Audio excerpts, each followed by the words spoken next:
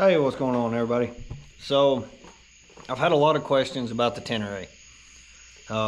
Is it a do-it-all bike? Do I like it? What are some things I've changed or would change? And what's still on my list to upgrade? So far, it's been a great bike. I've got about 2,400 miles on it of blacktop, riding it back and forth to work. 4 service roads, 2-track, very little single track. Riding around the farm here with the kids. It's been a great bike. We rode the Smoky Mountain 500 a couple months ago, 650 miles all through the mountains, and it was awesome.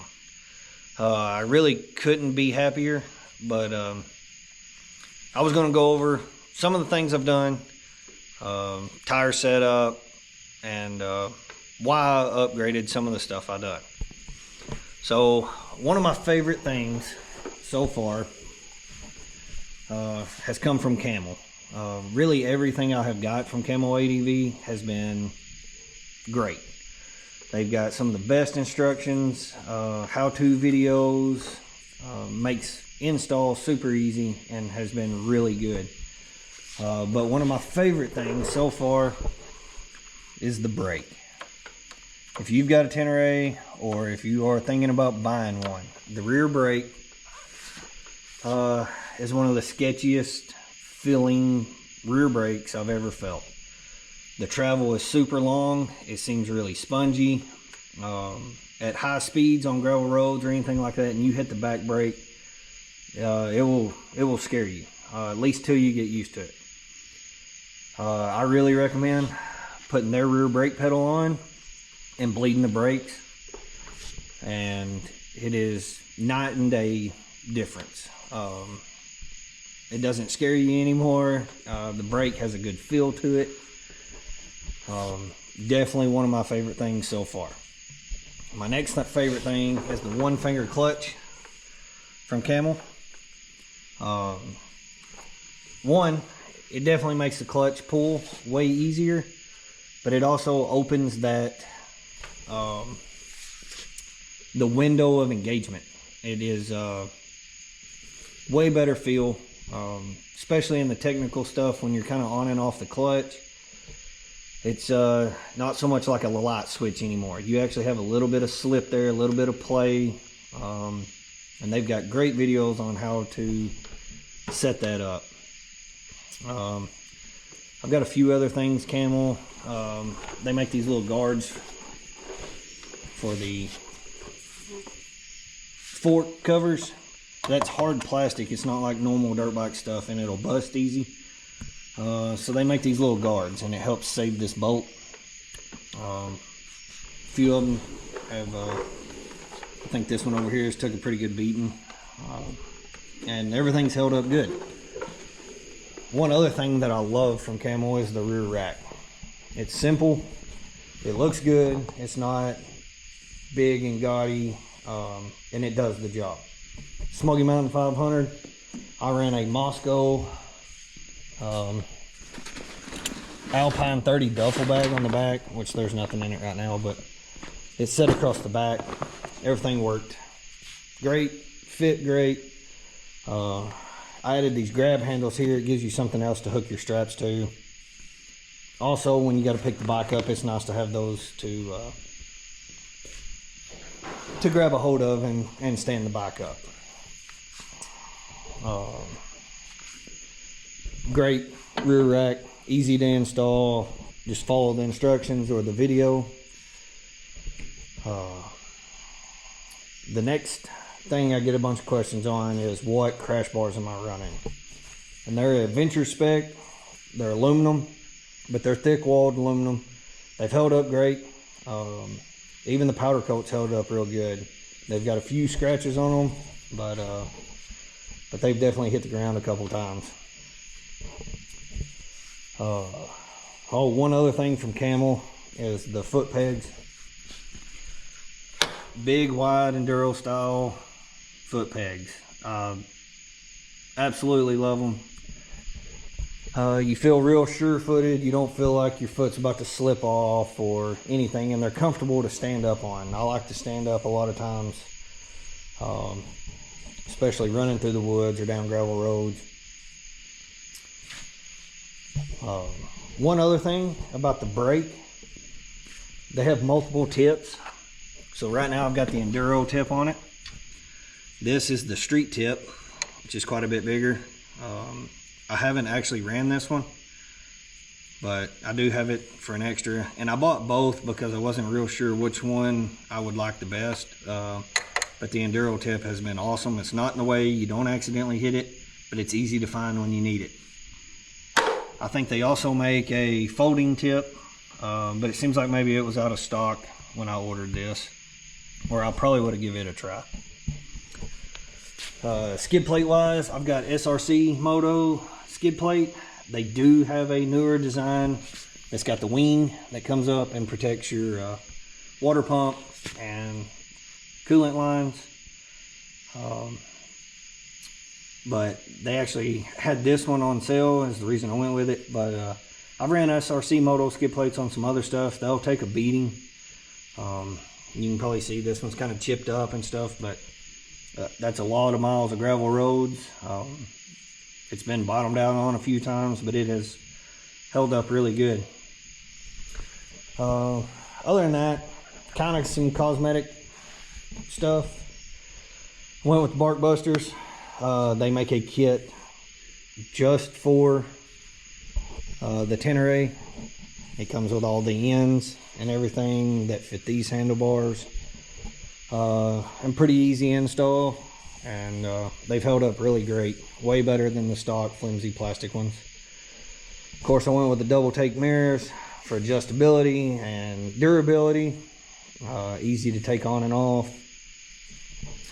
I've got the Garmin Zumo XT mounted with a Camel ADV GPS mount. It's simple, it works. Haven't had any issues out of it. I did put the WRS smoked windscreen on. They do make a dark one, but to me it just looks completely blacked out. Other than that, I did put a chain guide on. These bikes don't come with one stock. I just felt like that was a good idea, especially riding in the rocks and rutted out trails and everything of that sort, just to add a little more durability, I guess, to the bike, and not have to worry about popping the chain off or anything like that. Of course, my chain guard, I took it off. I took the passenger pegs off, mainly just for looks. I've got a cheap eBay tail toddy. It's held up good. License plate's not bent or nothing like that. Comes with a little LED license plate light.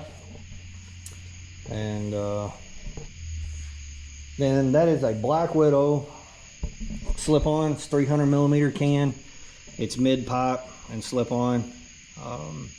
I basically run it with the quiet core out. I think it sounds great.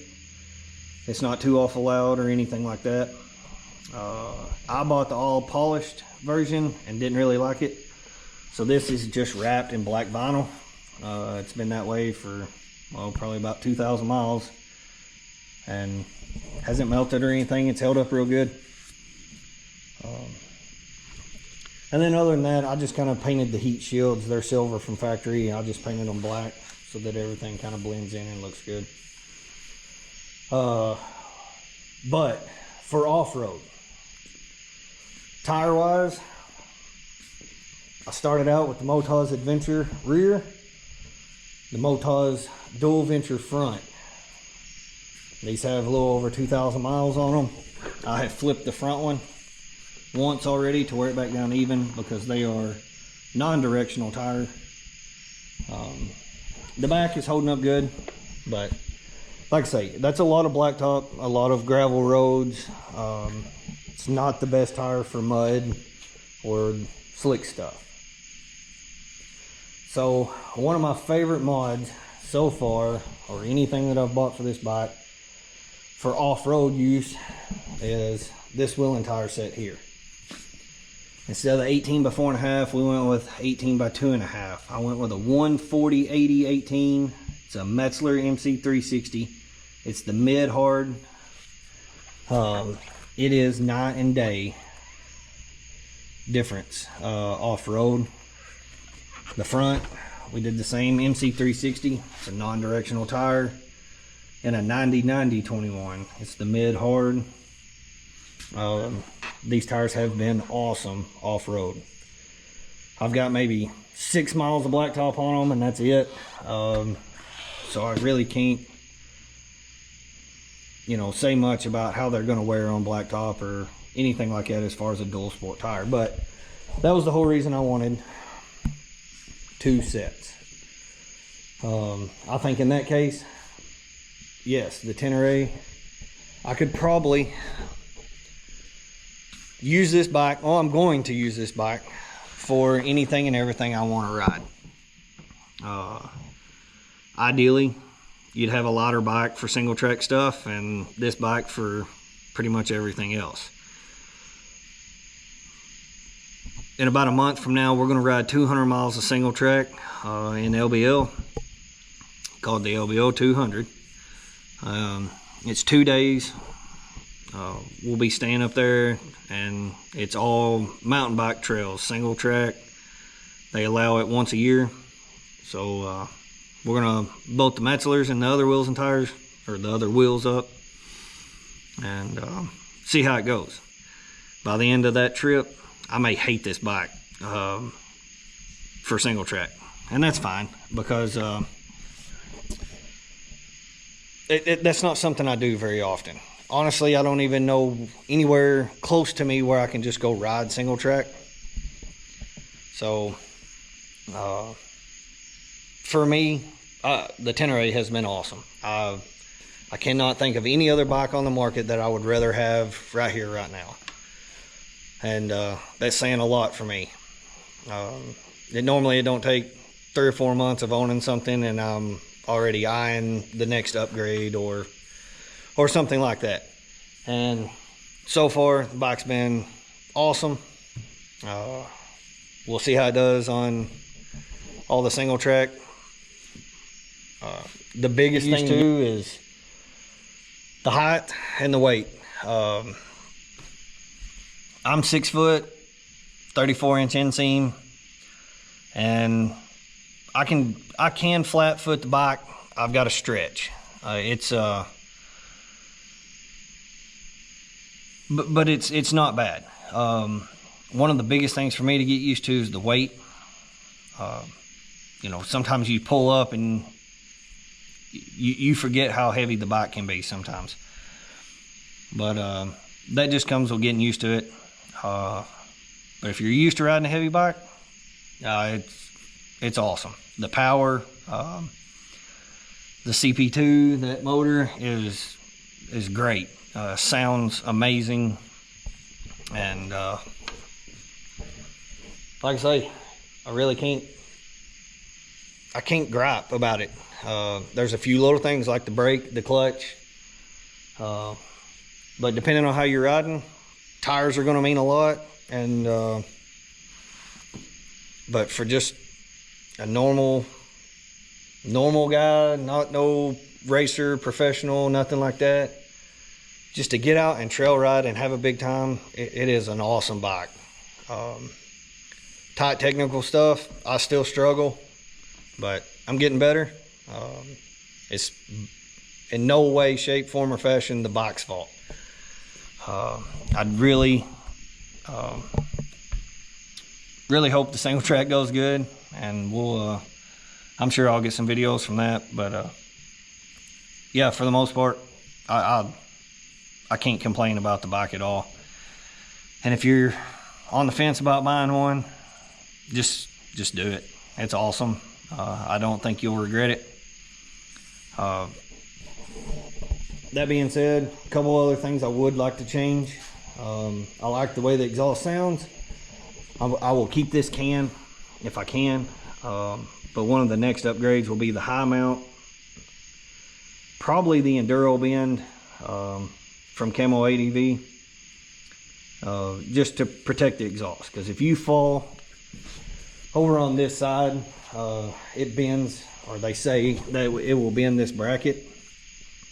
I do know when I have fell on this side, it didn't bend the bracket, but it moved my exhaust around. Nothing was straight anymore. So it'd be nice to get that up, tucked in tighter to the bike. But and I'm kind of on the fence on if I like the high fender look or not. This one here, I have had a couple big rocks get hung in the tire or between the tire and the fender, but I don't know. The low fender used to drive me nuts. I thought it looked goofy, but I've got to where I really like it as far as looks go. But other than that, they're great bikes. Love them. If you do get one, check out Camel ADV, because like I say, everything I've bought from them has fit perfect, and like I say, they've got great instructions, YouTube videos on how to do everything. But anyway, I'll keep y'all posted. We get done with the LBL 200, I may change my mind on how awesome the Tenere is off-road, but until then, see ya.